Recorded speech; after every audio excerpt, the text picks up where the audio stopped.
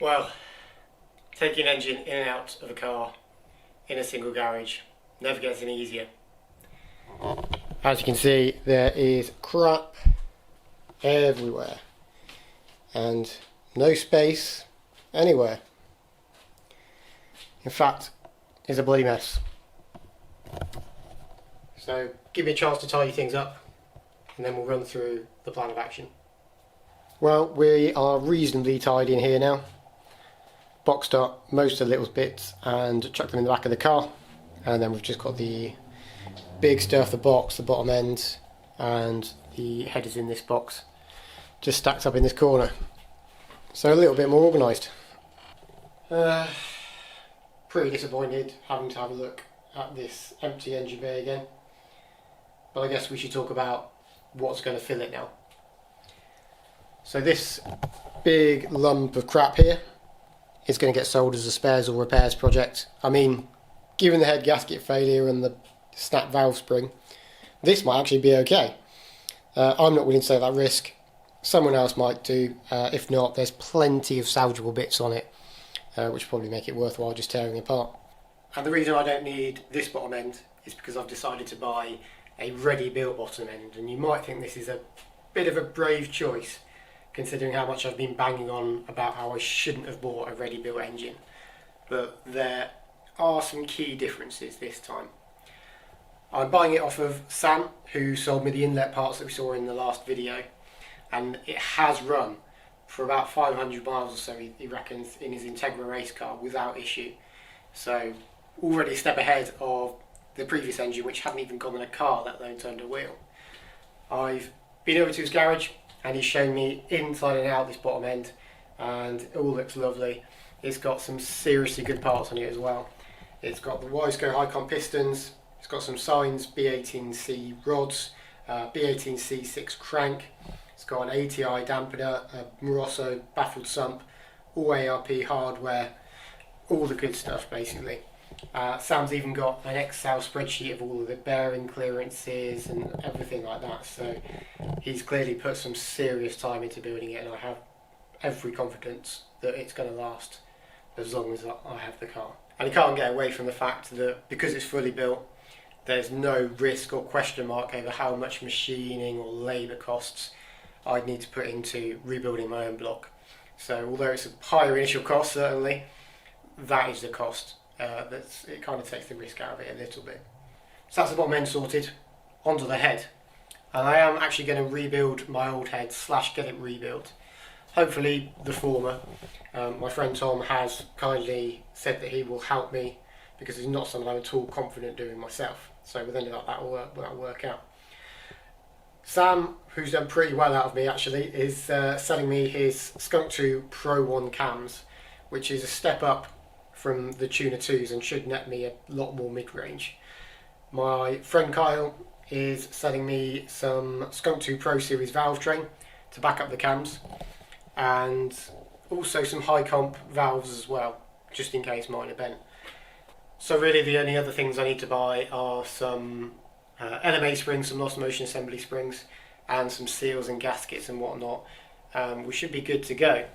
Of course there is a lot more effort and time and no shortage of cash left before this thing is back on the road.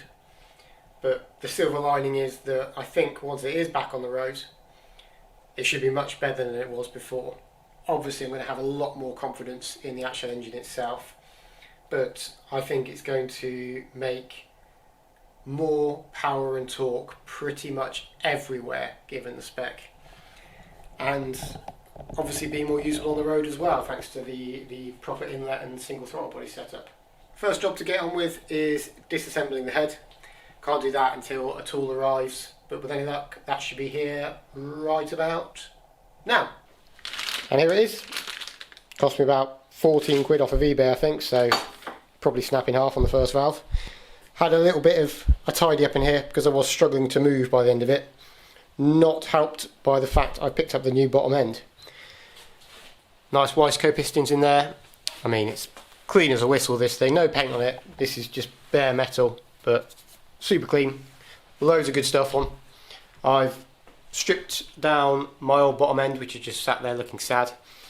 And now we can get on with disassembling this, getting off to the machine shop, reassembling it, smashing it on there, putting it back in there. All sounds so easy really. Let's get on with it. So I shall start off by removing the last few bits on the head, which is the VTEC solenoid, this coolant union here and a couple of other bits. And then we will remove the rods and the rockers, remove the LMAs which are hiding in there, and then use the fancy, not so fancy tool to remove the valve springs and the retainers and then the valves. Wish me luck.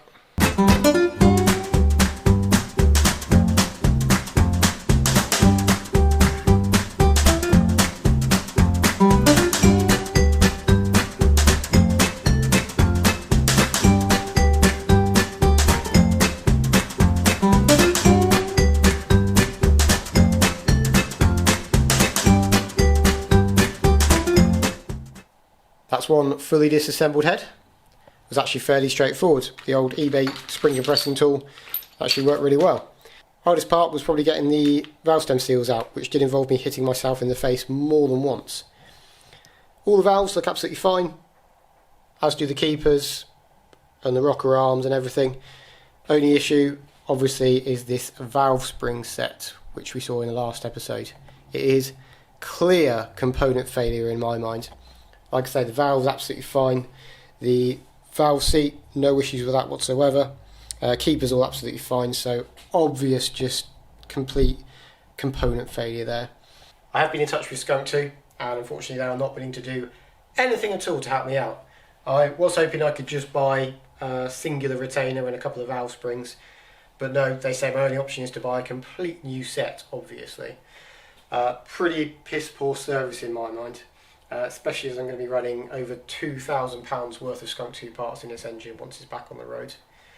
And I was hoping I could just buy those bits separately and make a little bit of money back selling these, but that's obviously not the case. It does make these boxes here seem a little bit less exciting for me, to be honest. So we've got some Pro Series titanium retainers, Pro Series valve springs in there, some Lost Motion assembly springs, LMA springs.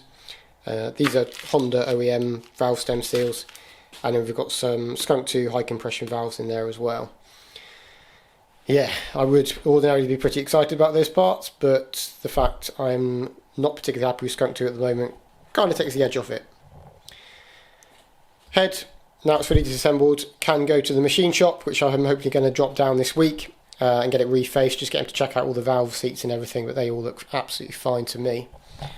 And then over to Tom's and we can start reassembling, and I think we'll call it a day there and see you for the reassembly video some point soon.